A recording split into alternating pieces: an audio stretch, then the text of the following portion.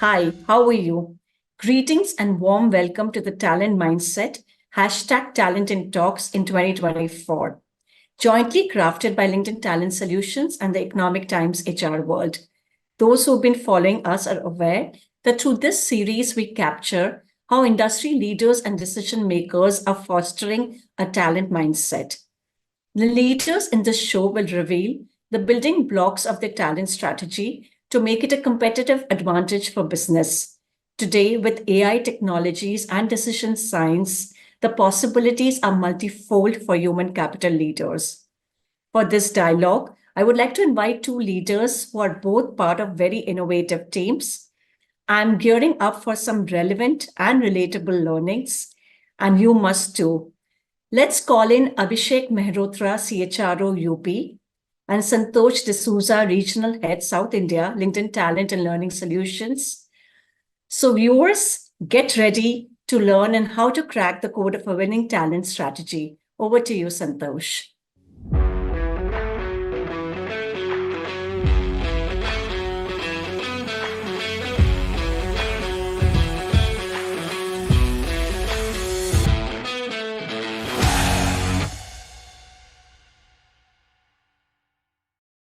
Welcome, Abhishek, to the talent mindset dialogues curated with ETHR World. So look forward to this engaging discussion today.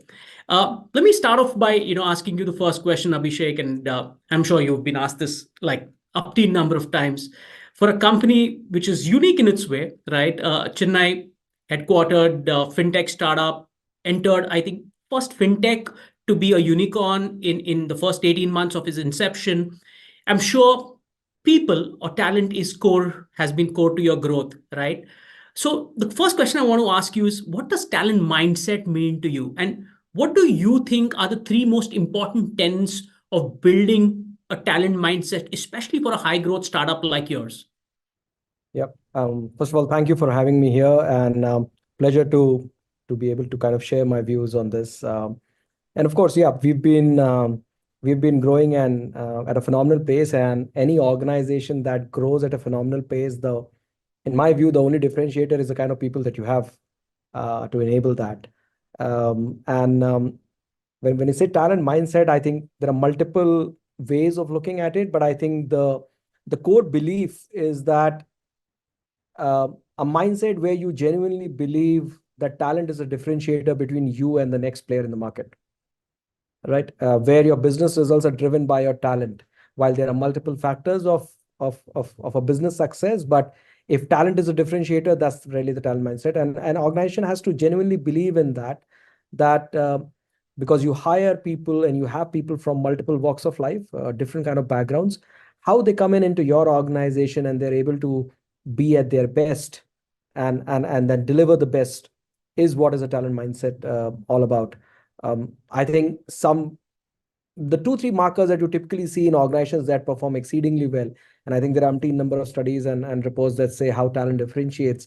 But I think something unique that I've seen in most of those organizations that have had a consistent, very long history of producing some great talent is fundamentally where the organization and its leadership, first and foremost, believes that talent is a differentiator that they want to play out as their core strength. I think that's the first core tenet, if you want to call Sure. that.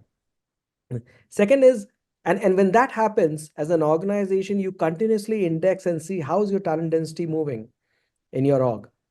Your proportion of high performers, how many people are moving up the ladder, how many people you are able to give an expanded charter. Are people genuinely trying out new things and taking a stab at their career with some upscaling? I think those are some of the things that you start seeing in that organization. The vitality of the talent increases, right? And then I think the third is how much organization is willing to take bold risk on talent, on their learning, and continuously create that pool of people who are ready to take up that role as and when that falls basis. Do you have a very strong succession pipeline within the organization, or you're continuously hiring laterally? So I think these are two, three indicators where you have seen that organizations that have outperformed the rest have really, really indexed on the talent. And these are some of the indicators that you typically see as the ways of working, the course during the course of your business review. So are you doing only business reviews, or are you also having talent reviews? Is that business uptake is backed by a strong talent strategy, or is it pure play market approach? So I think those are the varying level of conversations that you see in those organizations. I think go to the next question. And I think this is something which is close to my heart, especially being with LinkedIn for the last 12 odd years. UB was called out in the 7th annual LinkedIn top companies list as the top 25 workplaces in India, right, to grow the career. And I think that's an amazing feat, considering you're with the big boys as well, and also in the fact that as a company you started in 2020, less than 3 years among the top 5 companies. So I'm sure you have a very, very strong employer brand, right? I'd love to understand how have you in your organization at UB, what have you done in terms of creating the next phase of growth for your organization? And I know LinkedIn has partnered with you. I'd love to hear what that journey has been. Any use cases where LinkedIn has helped partner with you effectively, and most importantly, like I said, how has this helped create your employer brand? Of course, the recognition is, we're really thankful for that. Not that we were expecting that, so it was a good surprise for us. Uh, Validates that probably we are on the right track. We're still very young, still a lot of things to do. But I guess what we always believe, and that's also the EVP of our organization since day one, is be at the start of epic. That's something that you'll see everywhere, and it's not just a tagline that somebody coined. And of course, kudos to one of my team members. She leads our DI charter, who came up with this 3 years back. But then we've been kind of really living it. I think with help from LinkedIn, we use LinkedIn for our hiring solutions. That's where the LinkedIn partnership started, and I guess we've used that to the best of our abilities to kind of attract the best talent. I think I'll break down this in two parts. One is, how do you get the best talent into, and is the best talent going to come to you, and how you're going to make that? And that's where you have to go out and tell what you are trying to do and why you are trying to do. So I think the why of UB is very, very important. I think that's what we do every time when we approach a talent that we want to join us. We invest a lot of time at all levels, whether it's an associate or an engineer, or whether it's a vice president or a head of a function that is coming in. Individually, between HR and the hiring managers, we invest a lot of time in explaining why and what we are doing at UB, and why this is something which is phenomenally going to be a very different learning experience and a problem statement for somebody who's excited to work upon. So that was our initial effort, and of course, as we have scaled and as we have got some of the best talent that is available out there in the market, just come and join us. The second part is, how do you continue to invest in your employer branding, both internal and external, to make sure that vitality keeps on going up. And I think that's where, even within the organization, we have a multiple platform. And I'm sure if you guys look at our LinkedIn pages and some of the other publications, we do a lot of impact stories. People who have genuinely benefited with UB, the clients, our end customers, and what UB is exactly doing for them. How does it impact that end customer? Those impact stories have come out. We have some fabulous IPs like UB Inspire and UB Learn. This is more internal to the organization. UB Inspire is practically a series where we invite an industry leader from varied domains. So sometimes it's an ISRO scientist, sometimes it's a startup founder. And UB Learn, which is basically more of a learning initiative, where we again invite somebody from the industry who comes and talks about a specific topic. Can be technical, it can be sales, it can be any other function, but we kind of do that. So we do that a lot internally, and of course, beyond the usual stuff around doing a lot of hackathons and some of those things, which is there in many organizations. And the second part is, I think what we have tried to put out there is very, very conscious effort around what UB stands for, what are its values, how is it to work for UB. And I think we continuously do it, so that once you have the best talent in, they also are continuously engaged as part of the organization discourse. Great. Yeah, thanks, Abhishek. I know this is pretty relevant as well, and I think again, I like the first part which you mentioned, that as a team, as a talent acquisition team, you invest a lot of time whenever you're looking at top talent, and in the why behind UB, why UB, right? The question I have is in terms of how are you as an HR leader and your team, right, leveraging data and insights, right, to sort of make the right decisions, right, on skill availability, on skill gaps, on the future of skills, because we're seeing skills obviously changing very rapidly as we speak. What are some of the things which you're doing, or what are some of the tools which you use so that, you're ahead of the game with respect to obviously talent, and, you're effectively using data and insights, be it for your hiring or your learning strategy?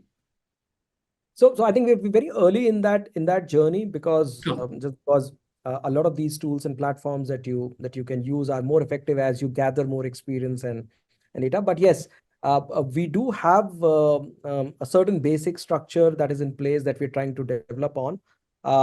So when we talk about, so what we are investing heavily is building the skills repository, in building the career frameworks, the career tracks, how a job role would look like at a certain level. And if a person has to graduate from one level to another, what will it take, the skills, the competencies, the behaviors expected in that role. So we are in a phase where we're building a lot of that taxonomy today. And the idea is that uh, a career transition should be a structured approach rather than an ad hoc outcome of some change, right? We are investing a lot of time and effort in building the individual development plans for our folks across the board, irrespective of the team, right? And then the leaders and the managers are engaging with each of those employees in defining, okay, how will that convert into actionable insights, right? So the 70-20-10 model, right, on the learning phase, how much. And as I said in the earlier context, that our domain is a little complex, right? It's not something that you can just learn off the shelf. A lot of learning happens on the ground. So we have a lot of video tutorials, a lot of internal material that we go through, and a lot of learning happens on the job. So we are at a phase, honestly, today, where we are building a lot of these building blocks around career frameworks, around IDPs, around what kind of skills are needed to transcend from one role to another, from one level to another. And then we are trying to bring it all in onto a learning platform where it's available, the digital playbooks, MOOCs available, which people can use to kind of graduate. This very still very early. And of course, just to get we do have a certain amount of repository which is already there now, but we continue to kind of build more and more of it as we expand. We also at LinkedIn, obviously we have at our disposal, today 1 billion members on our platform, how they engage, etc. And one of the things which we always constantly do is obviously survey some of our, members, right? And one of the things which we've seen that internal mobility is today one of the strongest drivers, and this is purely pure play India data, as one of the strongest drivers for career development. So would just love to understand, Abhishek, how do you build, a learning journey for your employees that is in a way personalized to them, right? They feel it's not, oh, it's run of the mill for everyone, and it's, it's more personal to me, and the company's invested in my growth, in right. And how does it align to their personal goals and their career aspirations? Any thoughts, any initiatives which you're doing at this point in time, Abhishek? Yeah, absolutely. So I think the point that I was making around individual development plan. So I think I'm personally not a very big believer in just throwing out a lot of content and let people consume the way they want. I think while it is good, it brings a certain bit of what you call learnability, but the return on investment on those kind of initiatives generally takes time to come. So what we index heavily is on an individual development plan, Sure. which is curated for the role that the person aspires for, which very clearly outlines, okay, these are the 3 things that I'm going to pick up in the coming year, or say in coming 6 months. And what we encourage heavily is for employees and managers to have that conversations once every quarter, a career conversation. So what we call it like a coaching career conversation, the 3 C's conversation, where and basis that, and as I said, a lot of learning happens on the job. That's exactly the most effective way of learning. So a lot of talent now, UB is as a combination of 4 or 5 entities within UB, as I call it, UB Group, and they're different varying business domains. So what we also move talent a lot internally, right? Especially Right. to senior level, a lot of talent moves. So and even at an engineer level, or let's say at the sales level, there is a lot of cross learning. So today, an engineer who's working on a collections pod, which is a different kind of a problem statement to solve technically, tomorrow may also be working on a loan application system. I think the last question, Abhishek, right, is probably, I'm sure this is posed to you multiple times, and which is on artificial intelligence, right? And so the question I have for you is just like how UB today is disrupting, the credit India debt market world, right? What role do you think AI is already playing or will play in the future in revolutionizing how companies recruit and upskill their employees at scale? What do you think? I think while automation has been there and AI has been there, I think now we're talking of Gen AI. Yeah. And I think that's more curated and that's more customized. I think the way I see, and it's not only about learning and it's not only about recruiting. I think the way you look at talent, I think we are increasingly moving to a world where people expect curated and customized choices. My preference will be different than the way you want to consume content. Let's say I'm an engineer who has just joined from campus today, and I say, okay, how do I move? How do I pick up an next skill, or how do I move to next level in, let's say, 1 year? And the solution can give me an answer. Okay, you know what? These are your skills today. This is where you stand. You need to have these skills. These are the courses. These are the places that you can do. This is the kind of work you should do. And this is what will take you to a professional level of from X to Y. Now, that's a very curated, customized solution. So that entire many years back, when you used to create those career cartographies and job charts, those days are gone. I don't think so anybody's interested in that. Yeah. What you need is those platforms to be able to create that solution for you. It comes to hiring. I think hiring, in my view, has seen the maximum amount of impact. Got it. I don't think so today you need a recruitment system where you have a team of people sourcing CVs and matching it to the job role. I think that problem is already solved to a large extent. It's just getting better day by day.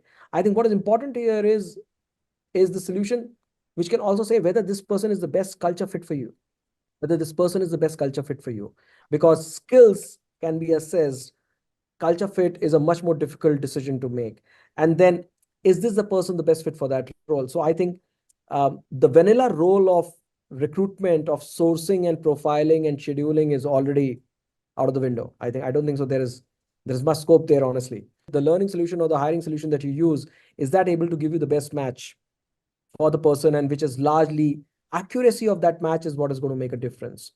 Absolutely. Yeah, spot on, Abhishek. And I do feel there's so much more innovation which is happening, especially in the field of AI. I think we're just seeing the start of it, and I think there's going to be a lot more and more, a lot of surprises, I think, coming our way in the next. And my personal belief is it's not going to create, make jobs redundant. I think it's just going to make people more, efficient and productive in what they do. So thank you for this chat.